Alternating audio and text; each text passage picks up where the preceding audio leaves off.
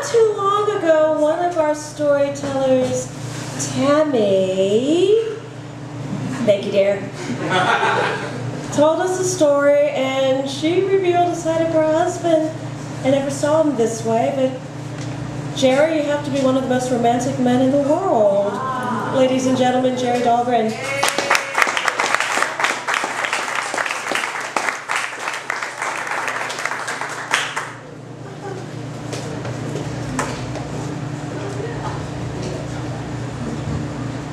Thank you.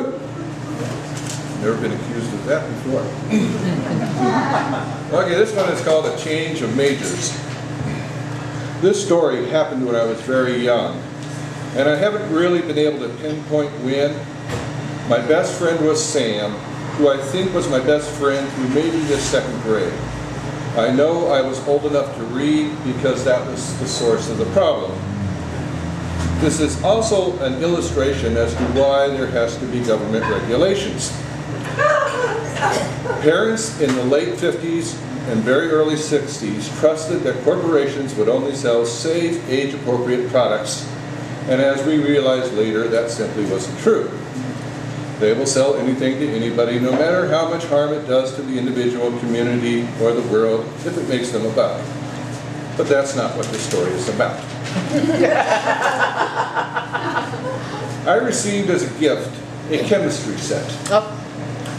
It had lots of different chemicals which glistened in the sunlight like jewels. It also included a book of experiments. Now, this book did not indicate that parents should be assisting you with these experiments.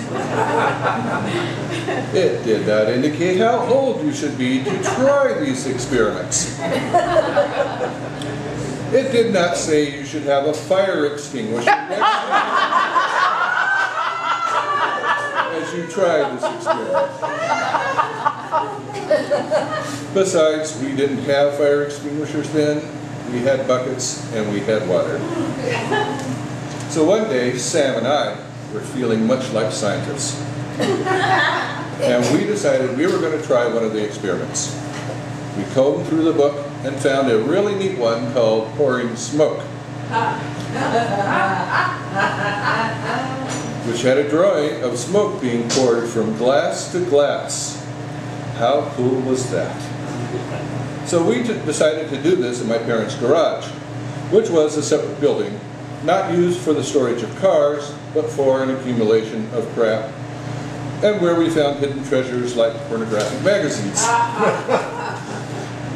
Except for the lawnmower, what was placed in the garage was there to stay, like a criminal sentenced to consecutive life sentences. In fact, we imagined that the garage held many secrets, including dead bodies, criminals on the lam, and poisonous creatures that would eat your brains. It was the perfect place to do the experiment pouring smoke. So we proceeded. The experiment called for white gas.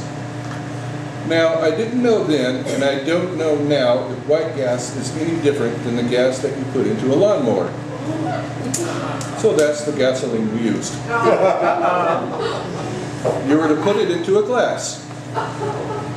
Now, we didn't have such a glass in the garage, but there was a rusty old 13x9 cake pan which we thought would substitute nicely. So we filled it with gasoline.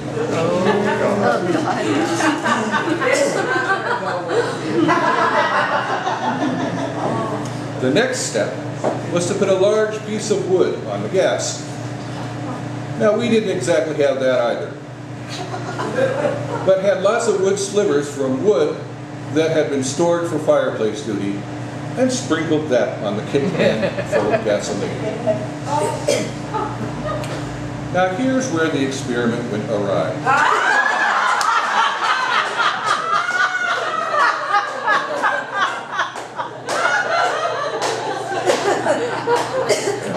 The book instructed us to light the wood. Yeah. We proceeded to do so, and as you might imagine, instead of pouring smoke, we had shooting flames. Instantly. Now, we not wanting to get in trouble, decided that we need to put out this fire. And so we ran outside, picked up a handful of dirt, and threw them at the flames. This, to our consternation, seemed to have no effect on the fire. I had found a blanket, and not wanting to miss an opportunity for a laugh, waved the blanket at the fire and yelled, "El Toro!" This seemed to spread the fire.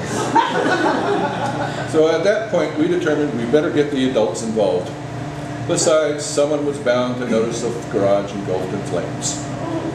So we ran inside my parents' house. They called the fire department, and a fellow who happened by fought the fire with his yellow cardigan sweater. I mean, do I need to remind you, it is the late 50s, early 60s. By the time the firemen came, they were asking for directions to the fire, to which we pointed frantically. There was not much fire left, thanks to Pat Boone. But they put on a show, climbed on the roof, chopped a few extra holes, and were ready to give Sam and I a stern lecture, but seeing we were hysterical at the time, decided it wasn't necessary. The garage survived, sort of, and I lost my interest in experimental science. In fact, when I went to college, I refused to take any class that required a lab or a shower, for different reasons, and became an English major.